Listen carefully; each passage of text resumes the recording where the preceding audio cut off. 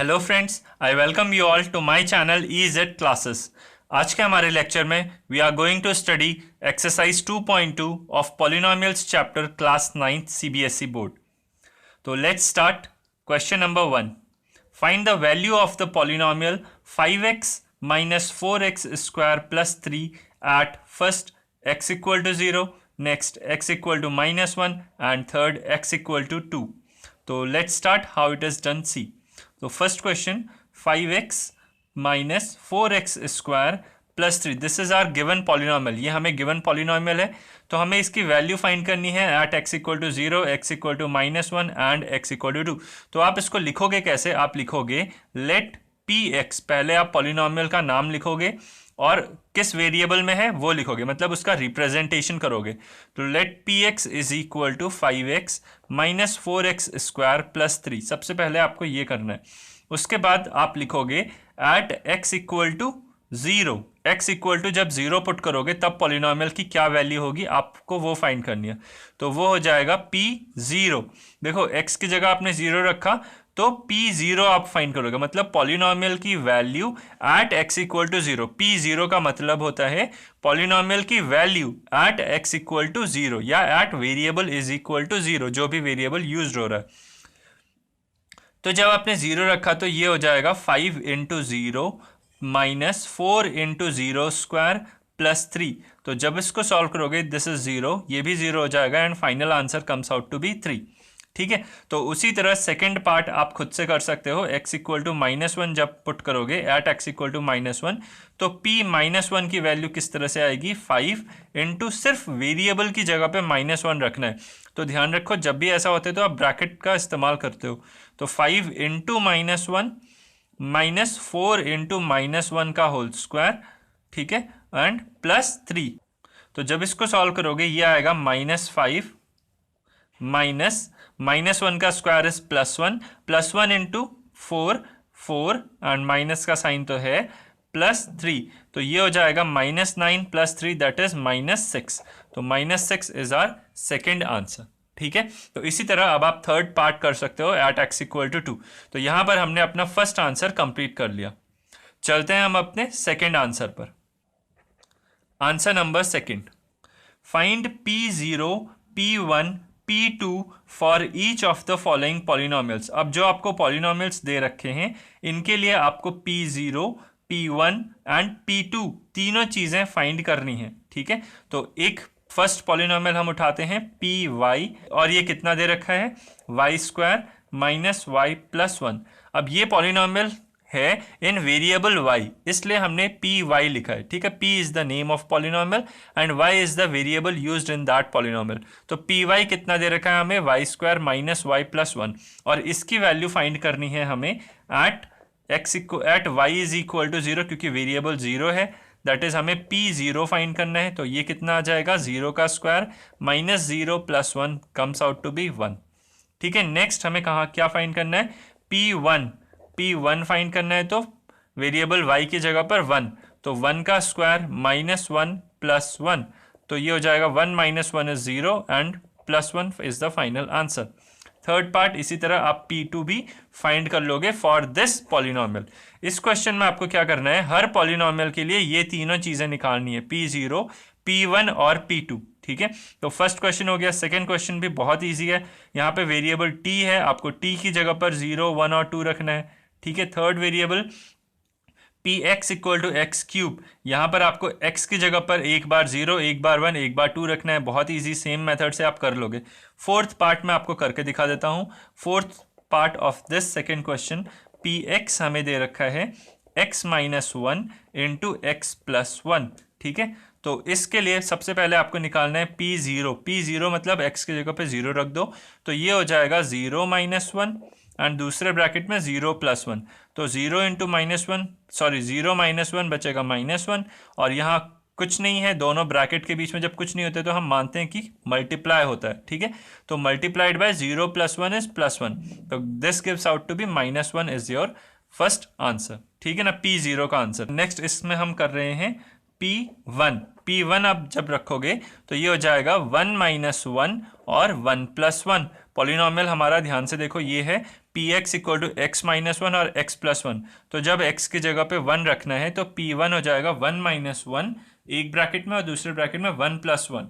तो one minus one comes out to be zero and zero multiplied by any number, the final answer is zero. ठीक है, तो इस तरीके से आप इसका थर्ड पार्ट भी कर सकते हो P2, जो कि बहुत इजी है। तो यहाँ पर हमने अपना सेकेंड क्वेश्चन भी कंप्लीट कर लिया है। Coming to our third question, answer number third. ठीक है, verify whether the following are zeros of the polynomial indicated against them. मतलब इसमें आपको क्या करना है कि वेरीफाई करना है जो आपको गिवन डेटा दे रखा है। वेदर द फॉलोइंग मतलब जो आपको साथ में दे रखा है are zeros of the polynomial indicated against them, वो जीरो ऑफ द पॉलिनोमियल हैं कि नहीं है जैसा इंडिकेट किया गया है पॉलिनोमियल के बगल में। तो फर्स्ट पार्ट अगर आप इसका देखो तो पॉलिनोमियल आपको दे रखा है पी एक्स कितना 3x प्लस वन, और x की वैल्यू जिस पे चेक करनी है वो कितनी दे रखी है -1/3। अब आप जानते हो, ठीक है, if x is equal to a, मान लेते हैं a एक नंबर है। ठीक है, अगर x की वैल्यू a, ठीक है, if x equal to a is a zero of the polynomial, zero of the polynomial, ठीक है, पॉलिनोमियल, तो क्या हो सकता है if x equal to a is a zero of the polynomial then p of a must be equal to zero। मतलब x की जगह पर आप a रख दोगे तो हमें जीरो मिलना चाहिए ना, अगर a उस पॉलिनोमियल का जीरो है। ठीक है, तो वेरिएबल की जगह पर वो वैल्यू रख दोगे a तो आपको पॉलिनोमियल की वैल्यू जीरो मिल जानी चाहिए। तो यहाँ पर at x equal to -1/3 check कर लेते हैं। ठीक है, एट x इक्वल टू -1/3, तो p -1/3 की वैल्यू पुट करोगे तो ये हो जाएगा 3 इंटू -1/3 प्लस वन। देखो बच्चों, यहाँ पर ब्रैकेट का यूज़ करना बहुत ज़रूरी है। अगर ब्रैकेट का यूज़ नहीं करते हो तो बहुत एरर हो जाएगी। कैसे? आपको लगेगा कि ये क्या लिखा है 3 -1/3 प्लस वन, तो आप इसको एलजेब्रा से सॉल्व करने लग जाओगे, एलसीएम निकालोगे और फिर प्लस माइनस करने लग जाओगे, जो कि गलत हो जाएगा। एक्चुअली ये 3 मल्टीप्लाई हो रहा है -1/3 से, 3x से मल्टीप्लाई हो रहा है। ठीक है, तो 3 इंटू -1/3 इसलिए वजह से आएगा। ठीक है, तो ब्रैकेट का इस्तेमाल ध्यान से करना। तो 3 से 3 कैंसिल हो जाएगा, -1 और +1, -1 + 1 गिव्स टू बी 0। तो 0 आ गया हमारे पास, और जैसे ही 0 आया वी कैन से कि x equal to -1/3, therefore x equal to -1/3 is a zero of the given polynomial. ठीक है, तो आप इस तरीके से ये पार्ट भी कर सकते हो। सेकेंड पार्ट भी बहुत इजी है। इसी तरह से px की वैल्यू 5x माइनस पाई है। अब इसका सेकेंड पार्ट देखो, जो पाई होता है, पाई की वैल्यू होती है 22/7। ठीक है, इसकी अप्रॉक्सीमेट वैल्यू होती है 22/7, इसकी अप्रॉक्सीमेट वैल्यू होती है। तो पाई की वैल्यू 22/7 है और x की वैल्यू है 4/5। तो जब रखोगे आप इसमें तो आप देख रहे हो कि 5 से 5 कैंसिल हो जाएगा। ठीक है, बचेगा क्या 4, और 4 minus 22/7, 22/7 is not equal to 4। ठीक है, तो कैंसिल होकर वो जीरो कभी नहीं बनेगा, और जब जीरो नहीं बनेगा नॉट इक्वल टू जीरो होगा polynomial p at x equal to 4/5 not equal to zero, तो 4/5 इसका जीरो नहीं होगा। ठीक है, coming to third part, P x equal to x² -1 और x की वैल्यू 1 है और कॉमा लगा के -1। तो एक बार आपको 1 पर इसको चेक करना होगा, दैट इज P1 निकालना होगा। इन थर्ड पार्ट आपको एक बार P1 निकालना होगा। ठीक है, P1 अगर आप निकालोगे तो आएगा 1 -1। ठीक है, क्योंकि 1 का स्क्वायर इज 1 और -1 0 आ जाएगा। और जब -1 रखोगे, P ऑफ -1 रखोगे तो ये हो जाएगा -1 का स्क्वायर -1 का स्क्वायर हो जाएगा +1 -1, और दोनों केसेस में 0 आ जाएगा। ठीक है, थर्ड क्वेश्चन का थर्ड पार्ट दोनों केसेस में 0 आ जाएगा। तो ऐसे केस में आप बोलोगे x इक्वल टू 1 और x इक्वल टू -1, ये दोनों ही जीरोज ऑफ दिस पॉलिनोमियल हो जाएंगे px। ठीक है, तो उसी तरह आप फोर्थ क्वेश्चन आराम से कर सकते हो बहुत इजीली। आपको एक एक करके दोनों वैल्यूज रखनी पड़ेंगी। फोर्थ पार्ट में x इक्वल टू -1 भी रखना पड़ेगा एक बार, उसकी वैल्यू निकालनी पड़ेगी, फिर x इक्वल टू 2 रखना पड़ेगा और उसकी वैल्यू निकालनी पड़ेगी। फिफ्थ पार्ट में आपको बताता हूँ। Fifth part of third question क्या है, px आपको दे रखा है x²। ठीक है, और x इक्वल टू 0, तो बहुत ही सिंपल है, आप x की वैल्यू 0 रख दो, 0 मिल जाएगा, तो ये पॉलिनोमियल हो जाएगा, मतलब जीरो ऑफ द पॉलिनोमियल हो जाएगा। सिक्स्थ पार्ट में आपको बताता हूँ, px की वैल्यू है lx + m। ठीक है, यहाँ पर l और m दो नंबर्स हैं, दैट इज कॉन्स्टेंट्स हैं, और x एक वेरिएबल है। ठीक है, तो ये हमारा नेक्स्ट क्वेश्चन है, P x equal to L X plus M, और x की वैल्यू उसने कितनी दे रखी है, माइनस एम अपॉन एल। तो जब आप इसको पुट करोगे p of minus M upon L, तो क्या मिल जाएगा, l तो वैसे ही रहेगा, x दैट इज वेरिएबल की जगह पर आप क्या लिखोगे, माइनस एम अपॉन एल और प्लस एम ऐसे, तो l से l कट जाएगा तो बचेगा minus M plus M and this gives out to be 0। तो आप बोलोगे कि x equal to minus M upon L is the zero of the polynomial L X plus M. ठीक है, तो यहाँ पर हमारा 6th पार्ट भी खत्म होता है। Now coming to 7th part, P X is equal to, ये भी अच्छा क्वेश्चन है, पी एक्स आपको दे रखा है 3x स्क्वायर माइनस 1, और x की वैल्यू आपको दे रखी है माइनस 1 अपॉन रूट 3 एक, और दूसरी वैल्यू दे रखी है 2 अपॉन रूट 3 दूसरी।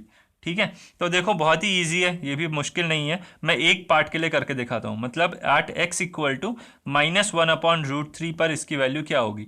तो जब x की वैल्यू ये रखोगे तो आप p of minus 1 upon root 3 find करोगे, और वो कितना हो जाएगा, 3 इंटू एक्स का square that is minus 1 upon root 3 का स्क्वायर माइनस 1। तो जब इसका स्क्वायर करोगे तो 3, और ब्रैकेट के अंदर माइनस 1 का स्क्वायर करोगे तो प्लस 1, और रूट 3 का स्क्वायर करोगे तो 3, तो माइनस 1। तो यहाँ से 3 और 3 कैंसिल हो जाएगा, 1 minus 1 comes out to be 0। तो आप बोलोगे कि x equal to minus 1 upon root 3 is the zero of the polynomial this. ठीक है, ये आपको लिखना पड़ेगा लास्ट में। तो यहाँ पर ये पार्ट भी खत्म हो गया। इस पार्ट के लिए आप अपना खुद से आंसर निकाल देना, सेम मेथड से आप इसको करोगे। ठीक है, तो ये पार्ट हमने खत्म कर लिया। और last 8th part of 3rd question बहुत इजी है, आप इसको रख सकते हो और इसका answer not a zero of the polynomial आएगा।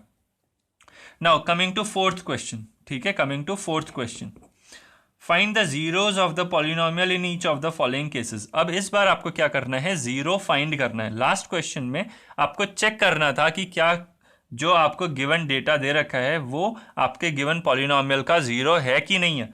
बट 4th क्वेश्चन में आपको क्या करना है, zero of that polynomial find करना है। ठीक है, खुद ही फाइंड करना है। तो 4th का पहला पार्ट देखते हैं, पी एक्स हमें दे रखा है x प्लस 5।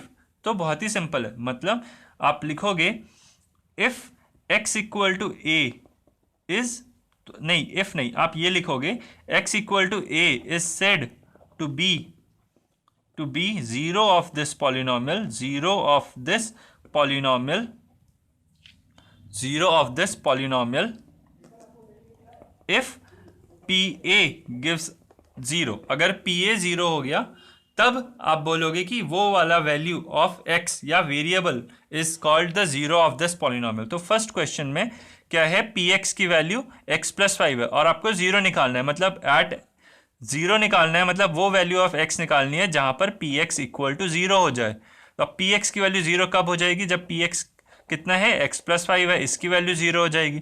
और इसकी वैल्यू 0 कब होगी, जब x की वैल्यू ये इधर जाएगा तो माइनस 5। तो आप लिखोगे x equal to minus 5 is the zero of this polynomial, zero of this polynomial. ठीक है, तो ये हमारा 4th का फर्स्ट पार्ट हमने कैलकुलेट कर लिया। ठीक है, 4th का सेकेंड पार्ट आप बहुत ही इजीली कैलकुलेट कर पाओगे। पी एक्स इक्वल टू 0 करोगे, x minus 5 is equal to 0 करोगे, x इक्वल टू प्लस 5 आ जाएगा। थर्ड पार्ट में P x equal to 2x plus 5, third part हम करते हैं 4th का third part, 4th question third part, P X is equal to 2x plus 5। तो यहाँ से जब आप इसको 0 करोगे, पी एक्स इक्वल टू 0 करोगे, putting P x equal to 0। ठीक है, पुट करो पी एक्स की वैल्यू 0 के बराबर, तो 2x प्लस 5 की वैल्यू 0, यहाँ से x आ जाएगा, 5 इधर जाएगा तो माइनस 5, और 2 इधर मल्टीप्लाई में है, इधर जाएगा तो अपॉन में। तो x की वैल्यू इतना आ जाएगा जो कि एक zero of this given polynomial हो जाएगा।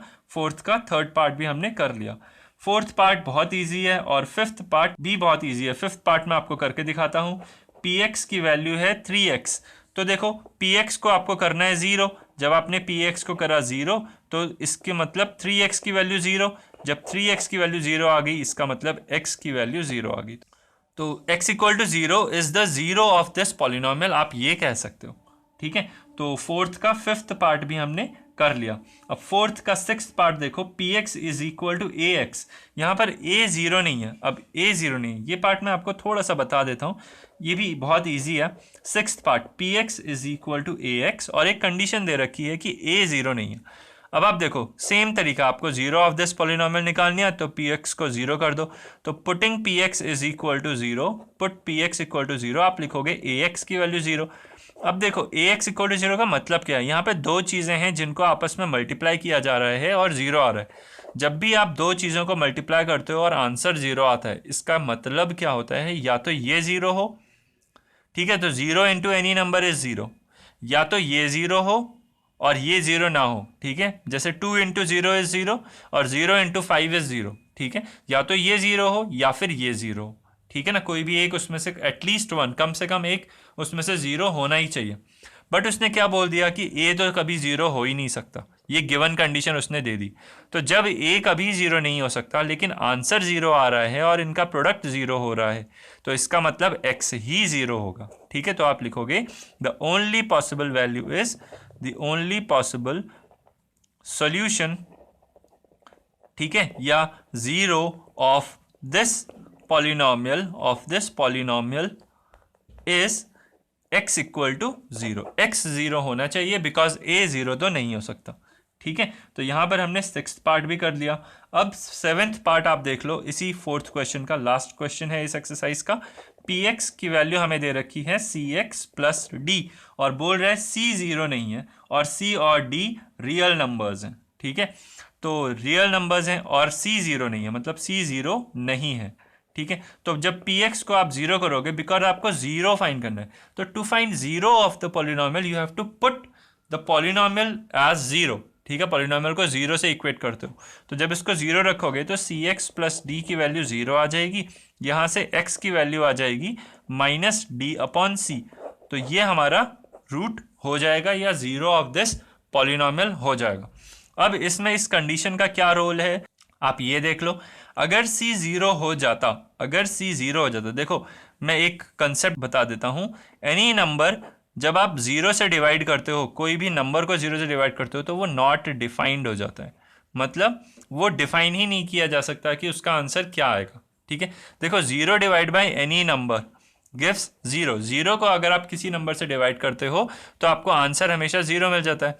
वन, किसी भी नंबर को वन से डिवाइड करते हो तो आंसर वही नंबर मिल जाता है, ठीक है। Any number divide by one is equal to that same number, ठीक है, किसी भी नंबर को वन से डिवाइड करोगे तो सेम नंबर मिल जाएगा, जीरो को किसी नंबर से डिवाइड करोगे तो जीरो मिल जाएगा, बट किसी भी नंबर को अगर आपने जीरो से डिवाइड करा तो आंसर नॉट डिफाइंड हो जाएगा, ठीक है, मतलब आप आंसर बता ही नहीं सकते।